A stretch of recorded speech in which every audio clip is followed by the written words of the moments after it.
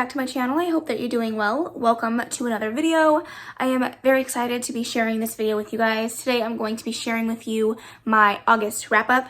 This video is going to be very chill, very relaxed. I didn't feel like putting on makeup. It is 9:23 at night. I got the artificial lights going. It's a whole bunch of fun. So, you know, we're just gonna relax, chill, talk over some books, and have a good time.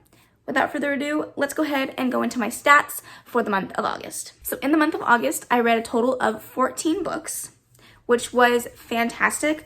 And I think that 14 books is quite a bit of books, but what I'm surprised the most about is that overall, it was a pretty fantastic reading month.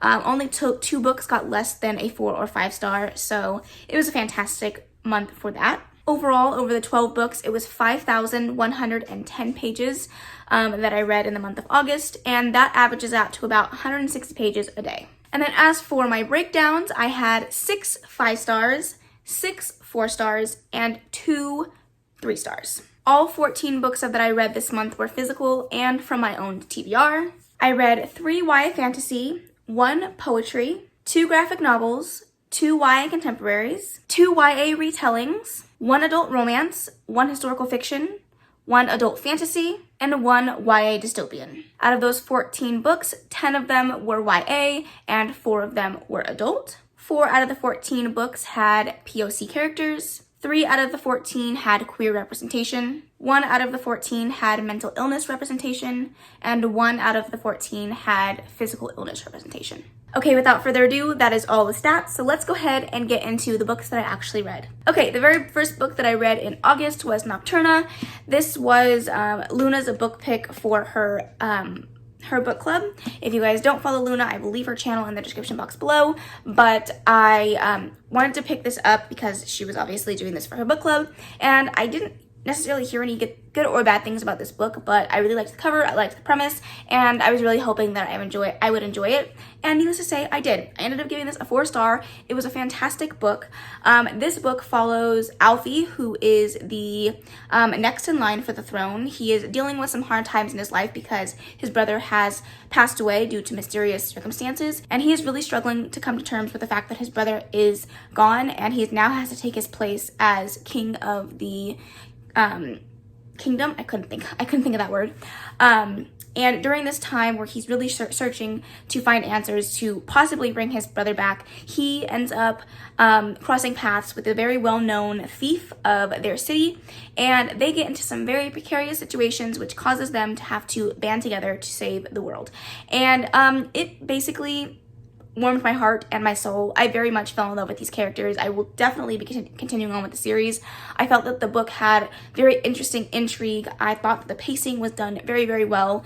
I absolutely adored the characters and everything that they were. They were both so snarky and very passive aggressive, and just they had so much tolerance for each other for most of the book, and you can definitely see that. But it was a wonderful thing to see their relationship grow.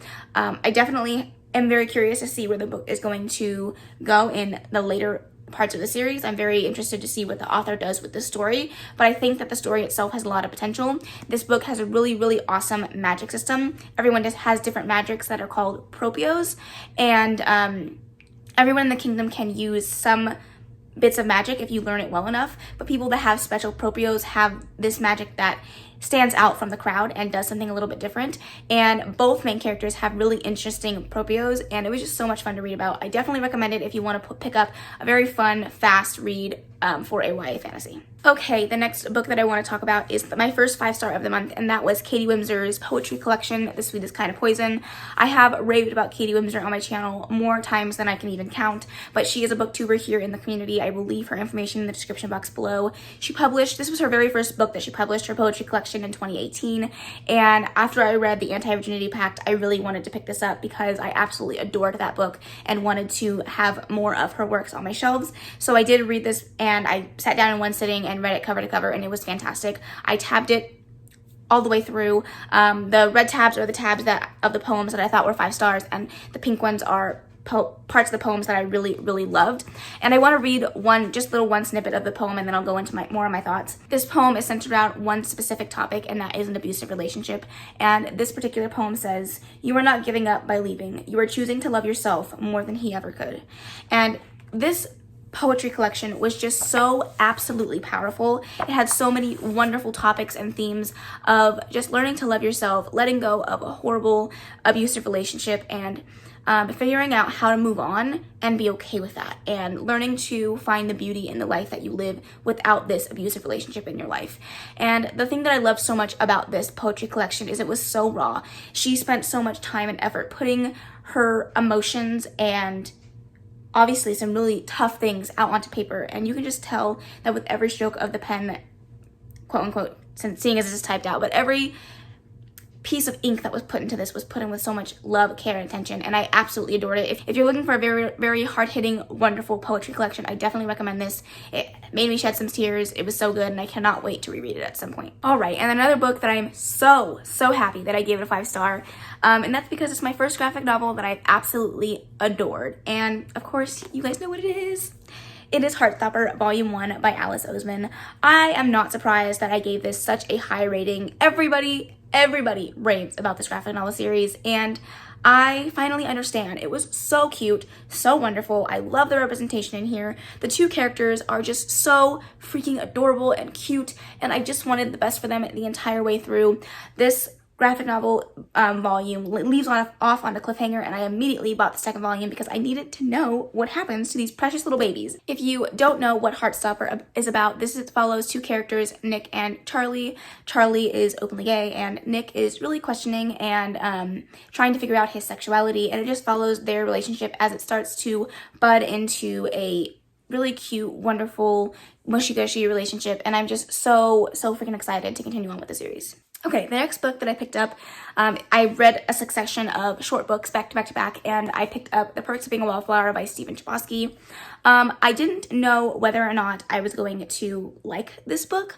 I thought that it was a very interesting book for sure, but I wasn't really sure my thoughts on it going in. And I ended up giving this a 4-star. I really enjoyed it. I love that it was told in epistolary style. And I love the fact that this dealt with some really heavy topics while being lighthearted and fun. And this book definitely brought out some feels for sure.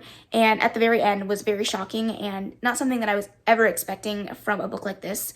But knowing that it was written so long ago and is for such a younger audience, that I wasn't expecting it to be so hard-hitting. But this follows a boy named Charlie who is writing these letters to some random person. I don't even honestly remember who he was writing these letters to, but it was just his way of getting his thoughts out on paper and writing it to somebody. He felt like if he was sending them to somebody, he was being heard and seen.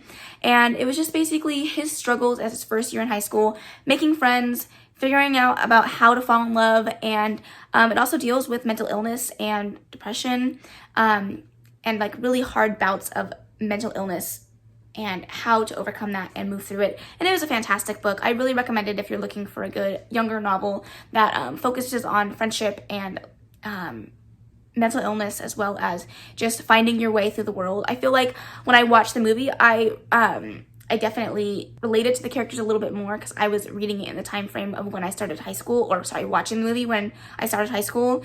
But I felt like reading the book, I definitely didn't have the same connection because I read it so late in the game. But overall, I still really enjoyed it. Okay, and then I picked up As Old as Time, I Twisted Tale by Liz Braswell. I couldn't say that. But this is the Twisted Tale series, and this is the Beauty and the Beast retelling. I cannot think today. But this is What If Belle's mother cursed the beast. And I read the Mulan Twisted Tales 2 or 3 months ago. I don't remember. But I really enjoyed it, and so I was really excited to pick this up. Beauty and the Beast is one of my favorite Disney movies, and so I was really excited to see how this twist was going to come about. At the very beginning of this book, I felt like the pacing was a little bit off, and I was having trouble connecting with the twist of this book. But as it went on, I started to fall in love with the characters, and it really made sense. The twist in this book and how it was written was done very well. I gave it a 4-star. I thought it was very enjoyable. I really liked the characters and how closely they tied to the movie, but how different they were in the same aspects. I like how Liz Braswell took this book kind of apart and added that twist in, but it was so subtle and so easily put together that you wouldn't even have noticed if you had never watched Beauty and the Beast at all in your life. And this is, your first time in being introduced to the story, I don't think that you would have been able to see anything wrong with the situation that was in here, which was really, really awesome. I thought that it was done very well. I cannot wait to move on with the series. I'm going to definitely read all the rest of the ones that I have here. I still have to read the Frozen one and the Aladdin one, and I do really want to read the Little Mermaid one, but eventually I'll get to those. Overall, I really enjoyed it, gave it a 4-star, recommended if you want to read more Twisted Tales. All right, and then we're coming to what I think is my favorite read of the month. And I was really surprised that I loved this book as much as I did, but I freaking adored it. And that was Get a Life, Chloe Brown by Talia Hibbert. I didn't know that I was going to absolutely fall in love with this book, but I sure as hell did. I picked this up one day on a whim. I didn't think I was going to read it, like really read it. It was late. I was like, okay, I'm going to just pick up the book to read a couple chapters just so I can start it. But that didn't happen. I picked it up at 8 o'clock at night. I sat down with the audiobook and the book. I didn't put the audiobook or the book down one time. I brought it into the bathroom with me. Literally, I took the phone and the book with me to the bathroom because I could not put the story down. I read it from start to finish. I ended up going to bed at like 2:30 in the morning. It was so great. I was like thinking about it the entire time while trying to fall asleep. This was a fantastic romance book. I will definitely say I didn't know that this book was steamy, but boy, was she steamy. I wasn't expecting it, but I loved every moment of it. This follows Chloe Brown, who has a near-death experience, and she decides to make a list to get a life. She has a chronic illness, and so she really suffers with chronic pain all the time, and so that's really hindered how she's lived her life, and she now wants to get a life. So she moves out of her family's house, she gets a place of her own, and she has this interesting hate-to-love romance with the landlord, and they end up creating this really wonderful romance, and it's just, I don't even know how to explain this properly. Just read it. Every person that I have recommended this book has loved it, and I cannot wait to move on to Take a Hint, Dani Brown, because I know that if she writes this wonderful in this book, that the next book is just going to be so amazing. So if you haven't read this, please pick it up. You will not be disappointed. I loved it so much. And I don't know if I said it out loud, but 5 stars, obviously. 5 stars all around, 5 stars. And I started running my books through Cawpile this month, and I think that was the closest book on this list to getting 10s out of 10s the entire way through. I think I actually might have gave it, I think one section I gave a 9, but everything else I gave a 10, so that doesn't tell you something, I don't know what does. Okay, and the next book that I picked up was The Hate U Give by Angie Thomas. This book, I started last month, I think, or maybe it was the month before that. I don't know, I started it and never quite got around to finishing it, so I picked it back up and finished the last 150 pages that I had left, and I absolutely adored this book. I gave it a 5-star. I'm really so happy that I read this. This book had a wonderful story to tell, and I think that it's really important for people that want to read more about the lives of Black people and what we suffer through on a daily basis, that you should definitely read this if you don't want to read a nonfiction at this moment. This is a great one. It's definitely hard-hitting. It has some lighthearted topics in there, but the overall theme of this book is systemic racism and police brutality and just what the Black community goes through on a daily basis when it comes to racism. It talks really well about microaggressions and how to be a good ally is talked about in here very subtly, but very well at the same time. Sometimes it doesn't have to be a full conversation to know that you need to be an ally to the people around you. And I thought this book was so great. I definitely cried in some parts, and this book hit me much harder than I thought that I was going to. I knew it was going to hit me hard, but there were some times when I had to put it down because it just was too close to home for me. Overall, I absolutely enjoyed it. I cannot wait to watch the movie, but I thought this was fantastic. Fantastic, fantastic. If you haven't read it, please read it. Okay, up next, the queen herself. She did it again. Sarah J. Maas, Assassin of the Blade. I read this for pretty much the entirety of the month. I kind of spread it out here and there. But this was the prequel book to the Throne of Glass series, and I really enjoyed this book. I gave it a 5-star. I really thought that this book was necessary. For those that say that you don't have to read the prequel in order to read the Throne of Glass series, I just don't think that is accurate, because this book gave me so much more context and understanding to the position that Celaena Sardothien was in the first book. And granted, I haven't moved on to the series, so I don't know how relevant it is, but I feel like if you go into this series with this book and start there, it just makes much more sense. Everything kind of falls into place and you understand the feelings behind a lot of the things that Celaena Sardothien says and does in the first book of the Throne of Glass series, and for that I was very, very happy that I read it. This follows Celaena Sardothien, I believe it's like 4 or 5 months before the first events of the first book in the Throne of Glass series, where she is Adolin's assassin. So she is the apprentice to the biggest assassin in their realm.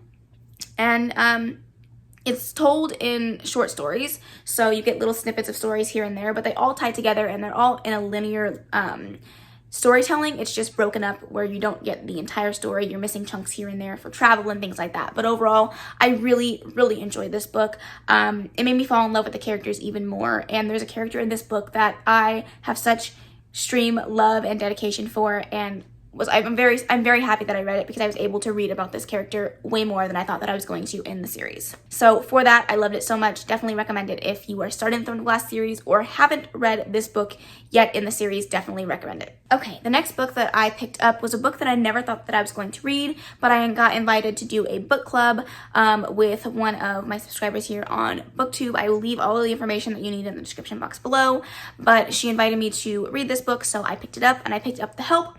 This is by Catherine Stockett. I ended up giving this a 4-star. I ended up really enjoying it. I've watched the movie several times, and so I kind of knew where the story was going. But this book definitely gave a lot more detail to the things that were in the movie.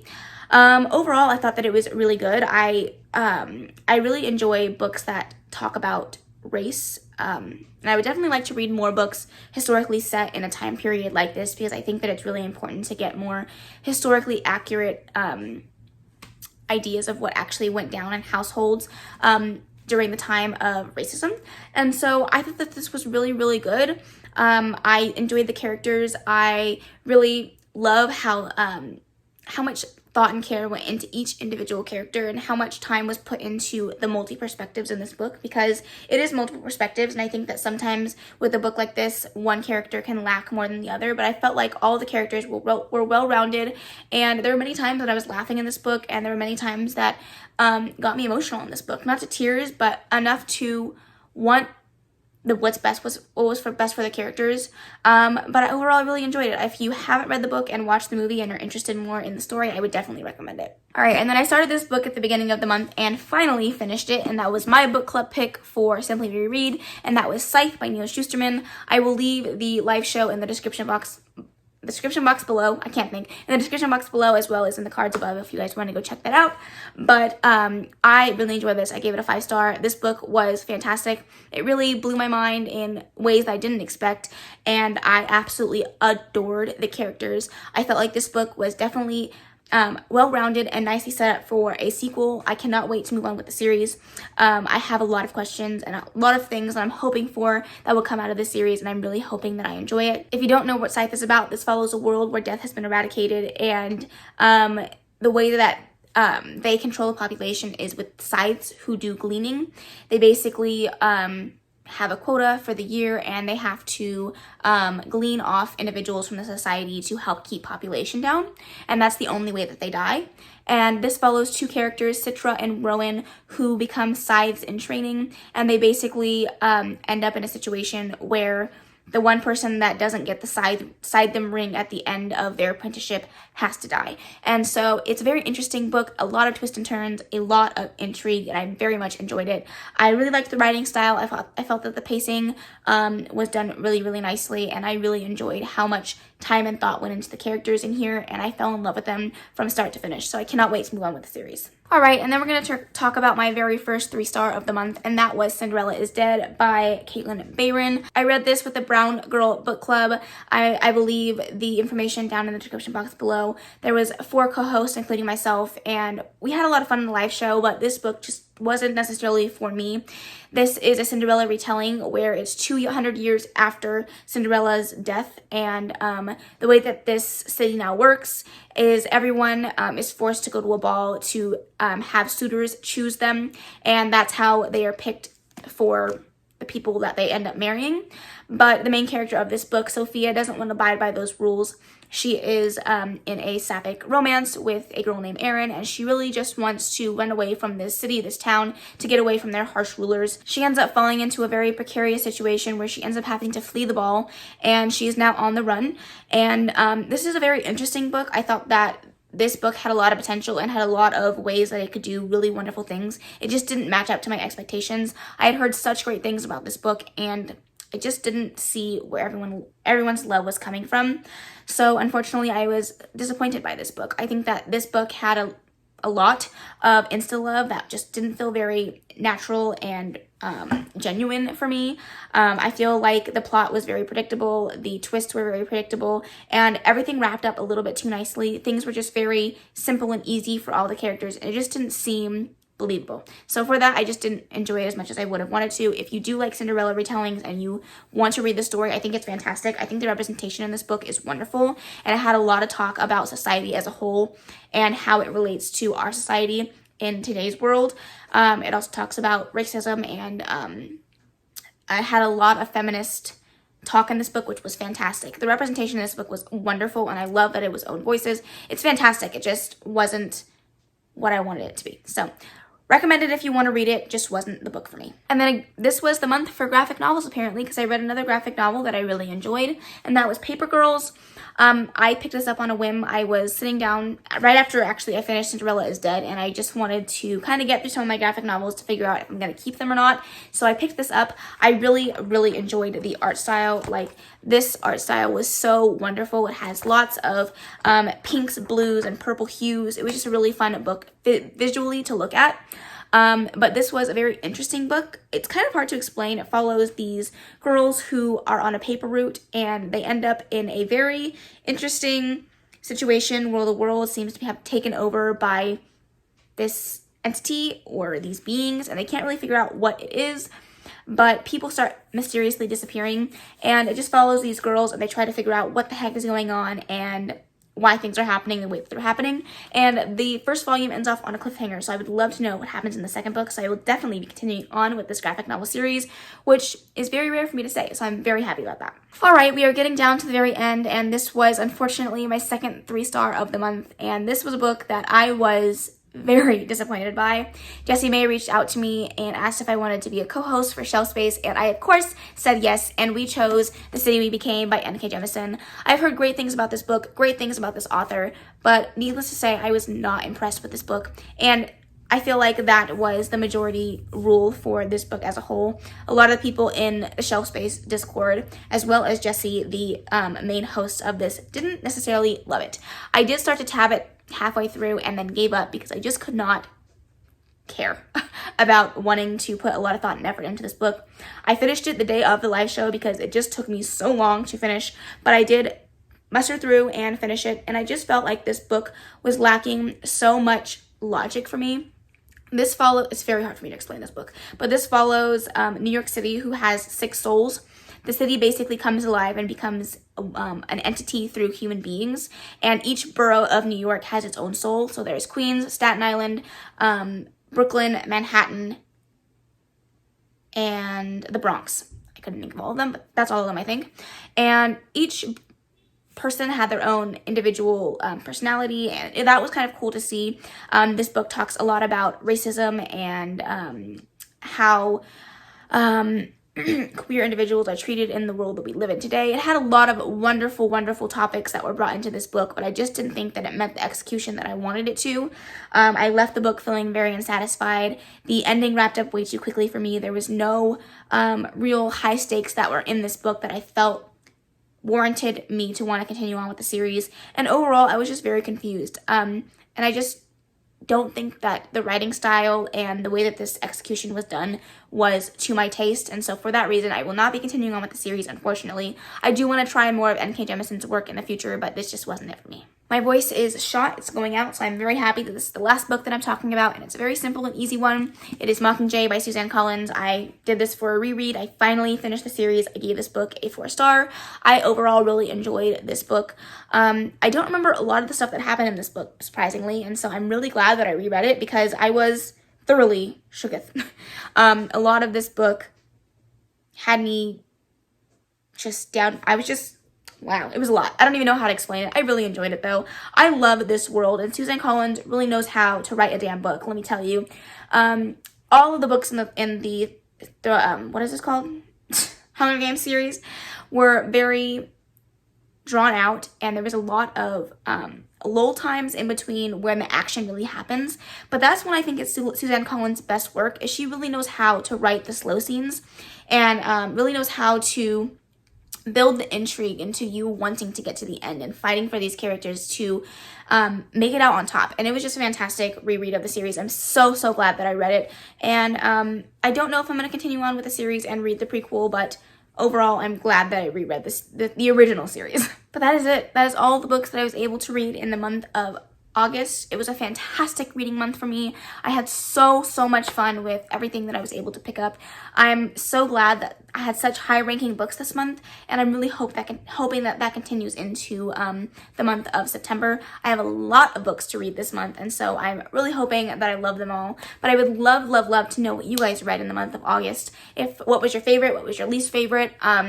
Any unpopular opinions to books that everyone else has loved that you just didn't? I would love to know your opinion. But other than that, that is the end of this video. I hope that you enjoyed it. If you did, please make sure to give it a big old thumbs up. Don't forget to subscribe before you leave. And of course, leave any comments, questions, and suggestions in the comment section below. And I will see you in the next video. Bye.